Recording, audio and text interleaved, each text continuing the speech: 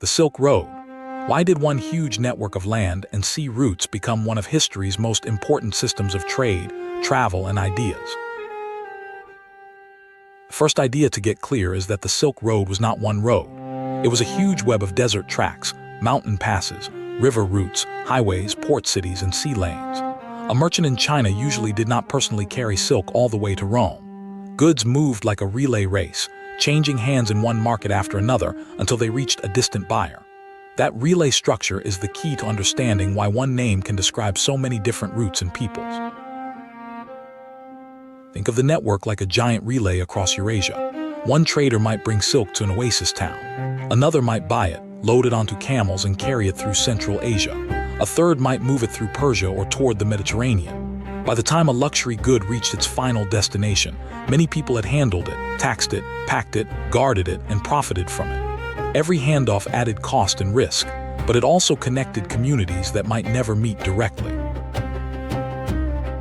One famous overland corridor began around Chang'an, the ancient Chinese capital now called Xi'an. From there, travelers moved west through northern China and toward the edge of the deserts.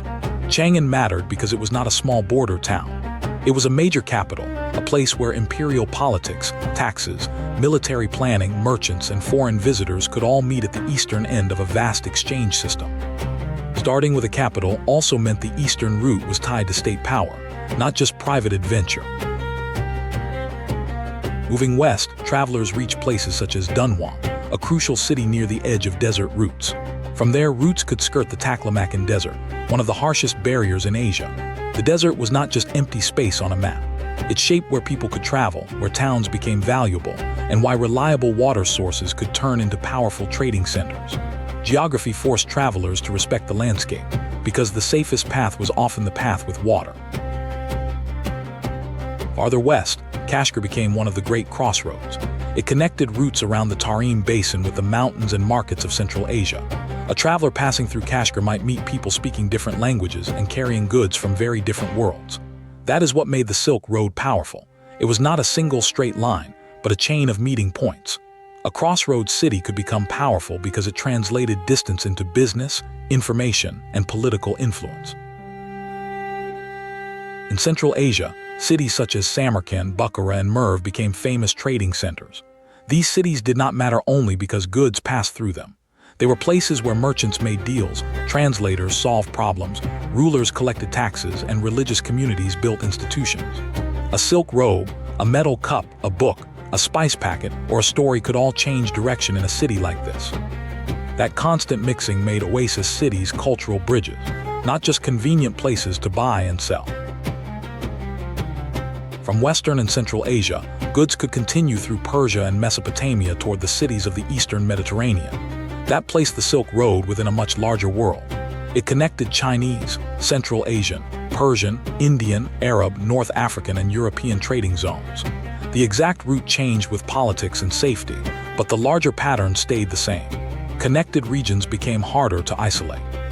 A change in any one region could therefore ripple outward through merchants who depended on the route. The Silk Road story was not limited to land. Ships connected China and Southeast Asia with India, Arabia, East Africa, and the Mediterranean. Maritime trade mattered because ships could carry much heavier cargo than camel caravans. That is why historians often say Silk Roads, plural.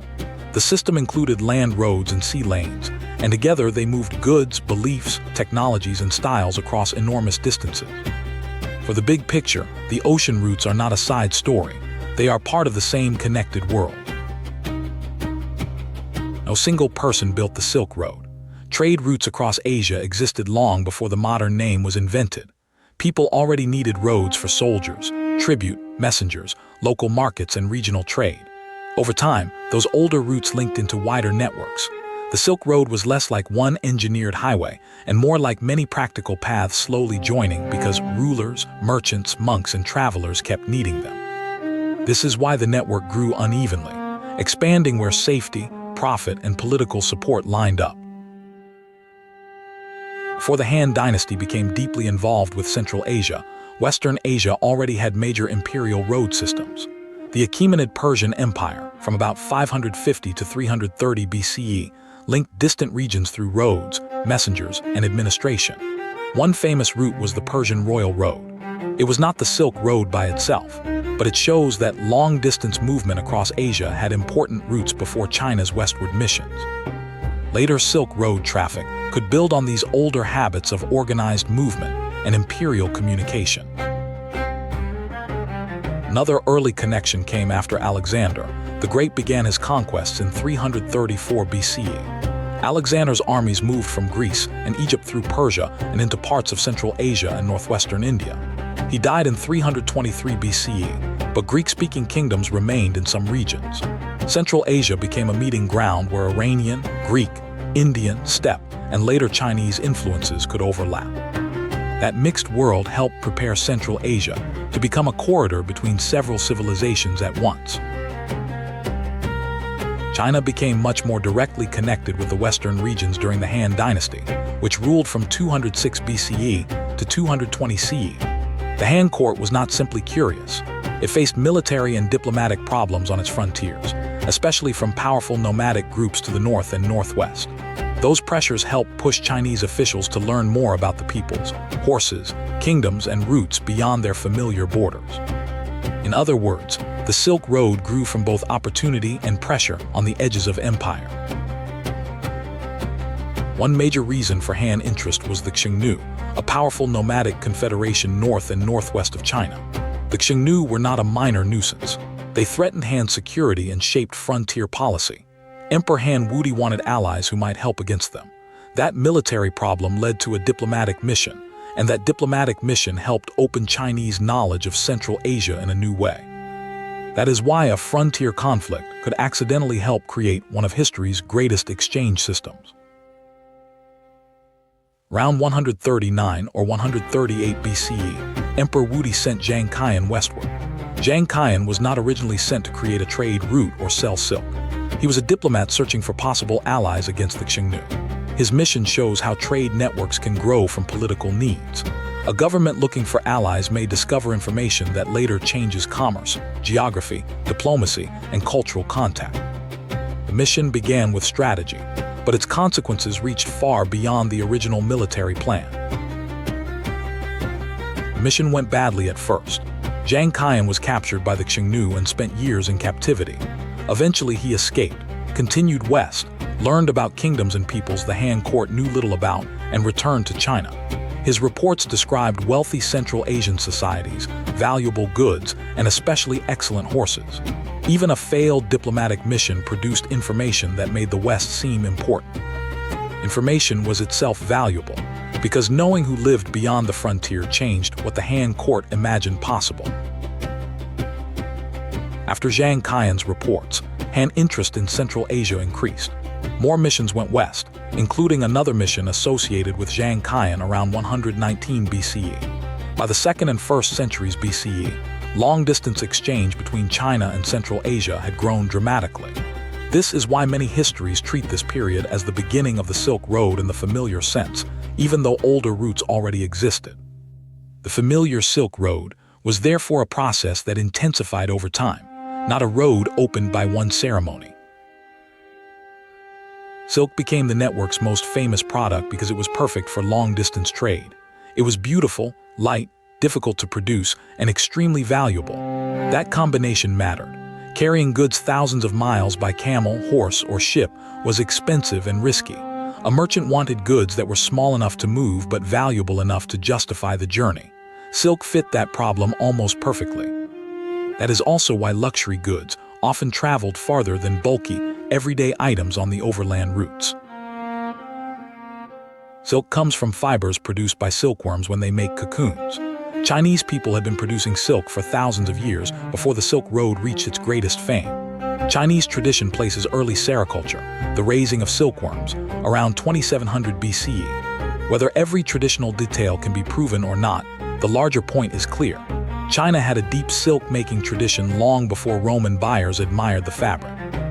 The secret of production helped make silk even more desirable to people who could buy it, but not make it. Chinese silk eventually reached the Roman world. By the 1st century BCE and 1st century CE, wealthy Romans prized silk as an exotic luxury. The Romans did not need to understand every step of the route to desire the final product. To them, silk represented distant wealth and refinement. To merchants along the route, it represented profit each time the fabric changed hands. Luxury demand in one empire could create profits for traders living thousands of miles away. Here is a twist. People living during most of this history did not usually call the system the Silk Road. The modern name came much later. In the 1870s, the German geographer Ferdinand von Richthofen popularized the term Seidenstraße, meaning Silk Road. So the name we use today was invented more than 1,000 years after many of the network's greatest periods of exchange. The late name is useful, but it should not make the network seem simpler than it really was. Silk was only part of the story. Markets along the Silk Roads handled ceramics, paper, lacquerware, horses, spices, cotton textiles, gems, ivory, carpets, metalwork, glassware, coins, wine, incense, perfumes, and precious stones. The direction was not simple. Goods did not only flow from China toward Europe. They moved east, west, north, and south, depending on demand, politics, geography, and opportunity. A Silk Road market was therefore less like a one-direction pipeline, and more like a constantly changing exchange zone. Some trade goods were luxuries, but others were strategic. Central Asian horses were especially prized by Chinese rulers because strong horses mattered for warfare, travel, and frontier defense. That helps explain why the Han court cared about Western regions beyond simple curiosity. A beautiful silk cloth could show wealth, but a powerful horse could change military possibilities. Trade and state power were often connected. The desire for horses shows how trade could serve armies, diplomacy, and imperial survival. Travel on the Silk Roads was dangerous. A traveler might face the Taklamakan Desert, the Gobi Desert, the Pamir Mountains, the Tian Shan, extreme heat, bitter cold, sandstorms, sickness, thieves, and wars. These dangers explain why merchants often moved in caravans and why safe stopping places mattered so much. The Silk Road was not romantic adventure for most travelers. It was hard, expensive, and risky work. The danger helps explain why successful trade depended on planning, local knowledge, and trusted stopping places. Camels became essential tools of long-distance trade.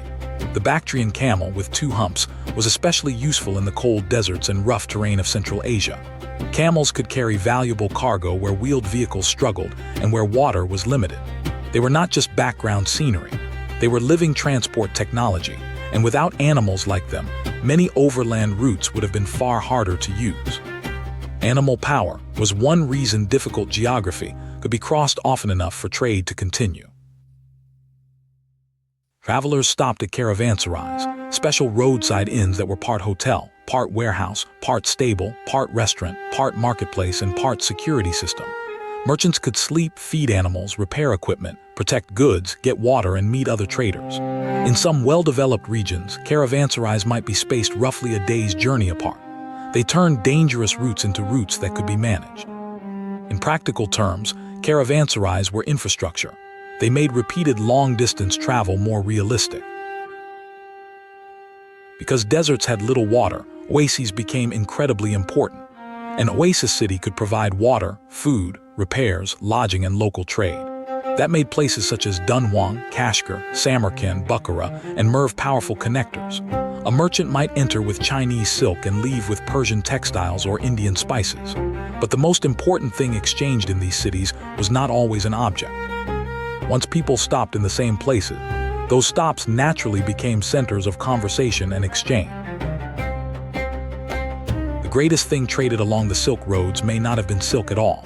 Ideas moved, religions moved, languages, stories, technologies, scientific knowledge, and art styles moved. Merchants carried goods in saddlebags, but they also carried news, habits, words, and beliefs in their minds. Whenever people stopped to bargain, translate, worship, repair, or rest, they also created opportunities for culture to travel. This mental cargo is why the Silk Road matters even when no silk is being discussed. One of the clearest examples is Buddhism. Buddhism began in ancient India based on the teachings of Siddhartha Gautama, the Buddha. As merchants, monks, and travelers moved through Central Asia, Buddhist ideas moved with them. By roughly the 1st century CE, Buddhism was becoming established in China. The route was not only commercial, it became a pathway for religious texts, images, teachers, and communities. Religious movement depended on human relationships, because texts needed translators, teachers, patrons, and audiences. Near Dunhuang, the Mogao Caves became one of the most famous Buddhist sites along the Silk Roads. Hundreds of cave temples were created there over many centuries. The caves show how religion, art, patronage, and travel could meet in one place. They also remind us that the Silk Road was not only about people moving through a region. Sometimes movement left permanent monuments behind. A cave temple could preserve the memory of travelers, donors, artists, and believers across many generations. Chinese monks later traveled west because they wanted authentic Buddhist scriptures. One of the most famous was Xuanzang, who left China in 629 CE. He crossed Central Asia, reached India, studied Buddhism, collected texts, and returned to China in 645 CE. His journey became famous in Chinese memory and later helped inspire journey to the West. Knowledge moved because people were willing to travel for it. Xuanzang's journey shows the Silk Road as a search for knowledge, not only a search for profit. Buddhism was not alone. The Silk Roads also helped spread forms of Christianity, especially the Church of the East, Zoroastrianism, an ancient Persian religion, Manichaeism, founded in Persia in the 3rd century CE, and later Islam, which began in Arabia in the 7th century. This does not mean everyone lived peacefully together. It means long-distance networks made contact between religious communities almost impossible to avoid. Diversity along the routes could create coexistence, competition, borrowing, and conflict all at the same time. Technology traveled too. Paper was developed in ancient China and improved over time. Knowledge of papermaking gradually moved westward. After the Battle of Talas in 751 CE, papermaking became increasingly important in the Islamic world. The simple story that captured Chinese prisoners single-handedly introduced paper is probably too neat, but the broader point is right. Technical knowledge moved across connected societies. Once papermaking spread, it helped support libraries, administration, scholarship, and religious writing in new regions. The Silk Roads acted like an ancient information network. Paper, printing, gunpowder-related knowledge, artistic techniques, mathematical ideas, medical knowledge, and craft skills could move across Eurasia over time. The movement was not instant and not always direct. Still, the pattern mattered. An invention made in one region could eventually change writing, warfare, scholarship, or art thousands of miles away. That slow movement of useful knowledge is one reason historians compare the network to early globalization. Art changed as well. Greek artistic traditions entered parts of Central Asia after Alexander's conquests. Later, Buddhist artists in Central and South Asia sometimes represented the Buddha using techniques influenced by Greek and Roman styles. Over centuries, Chinese and Islamic artists also affected one another through ceramics, textiles, metalwork, and decorative patterns. The exchange was not one way. Styles traveled, blended, and became something new. When artists borrowed styles, they were not simply copying, they were adapting foreign tools to local meanings. China's Tang dynasty from 618 to 907 CE was one of the Great Silk Road periods. The Tang capital, Chang'an, was one of the world's largest and most cosmopolitan cities. Imagine markets where people from Central Asia, Persia, Korea, India, and other regions appeared. Foreign music, clothing, food, religion, and art could become fashionable. The Silk Roads made some pre-modern cities surprisingly international. Chang'an shows that global connection is not only modern. Ancient capitals could also feel remarkably cosmopolitan. The rise of Islam changed the network. Muhammad began preaching in Arabia around 610 CE and died in 632 CE. Afterward, Muslim-ruled states expanded rapidly across the Middle East, Persia, North Africa, and parts of Central Asia. By the 700s and 800s, Muslim merchants were enormously important in long-distance trade. Islamic cities became major links between East Asia, India, Africa, and Europe. Political change did not stop exchange. It often redirected who controlled the routes and who benefited from them. The Abbasid Caliphate began in 750 CE and ruled from Baghdad beginning in 762. Baghdad became one of the world's great commercial and intellectual centers. Knowledge from Greek, Persian, Indian, and other traditions was studied and translated there. That matters because commerce and knowledge often traveled together. A city that attracts merchants can also attract books, scholars, translators, instruments, and new questions. Baghdad's role shows how trade routes could support a wider world of scholarship and translation. Another turning point came with the Mongol Empire. In 1206, Temujin was proclaimed Genghis Khan. He and his successors conquered an enormous part of Eurasia. The invasions were devastating, and many cities suffered terribly. But after conquest, Mongol rulers also encouraged merchants, diplomats, craftspeople, and specialists to move through their territories. Violent empire and increased long-distance movement became part of the same historical story. The Mongol example reminds us that connection can grow out of conquest as well as peaceful trade. Historians sometimes call this period of increased movement the Pax Mongolica, or Mongol peace. The phrase does not mean the Mongols were peaceful. Their conquests were famously violent. It means that after large connected territories came under Mongol-linked governments, some routes became easier for merchants and diplomats to use. Political unity over huge spaces could reduce certain barriers, even when that unity came from conquest. The phrase is useful only if we remember both parts: violent conquest first, easier movement afterward. Marco Polo is the Silk Road traveler many people know. He was born in Venice around 1254, traveled east with family members, reached the realm of Kublai Khan, and returned to Venice in 1295. But Marco Polo did not discover China, and he was not the first European or Westerner to interact with Asians. His account became famous in Europe because it survived and circulated widely. His fame tells us as much about storytelling and book circulation as it tells us about travel itself. The Silk Roads also show the danger of connection. When people, animals, ships, and goods move over long distances, infectious diseases can move with them. The most famous example is the Black Death of the 14th century, caused by the bacterium Yersinia pestis. Trade routes and Black Sea shipping help disease travel enormous distances.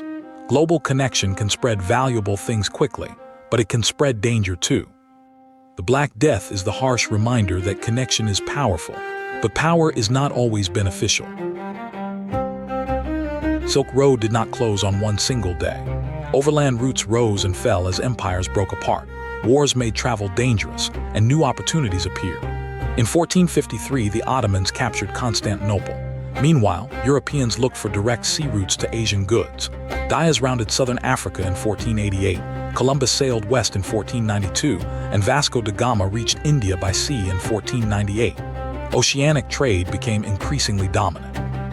Decline, then, means a shift in importance, not the instant disappearance of every caravan path. Memory lock: the Silk Road was not one road. It was a network of land and sea routes. Goods often moved in relays through many merchants. Waysees and caravanserais made hard travel possible. The network moved silk, horses, spices, paper, religions, art, and disease. Over time, ocean routes became more important, but older routes continued in different forms. Knowledge check: was the Silk Road one road? Think about it. The answer is no. It was a network of land and sea routes, not a single highway. Knowledge check: why was silk useful for long-distance trade? Think about it. The answer is that silk was light, valuable, beautiful, and hard to produce, so it was worth carrying far. Knowledge check: why did Zhang Qian first go west? Think about it.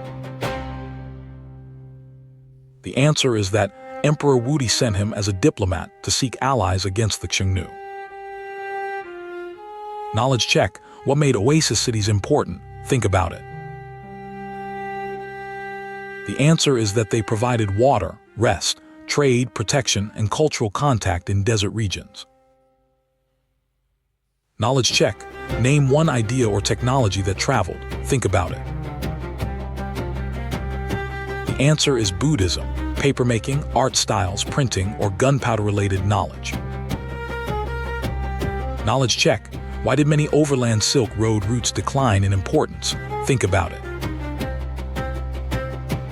The answer is that political instability and rising oceanic trade shifted more long-distance commerce towards sea routes.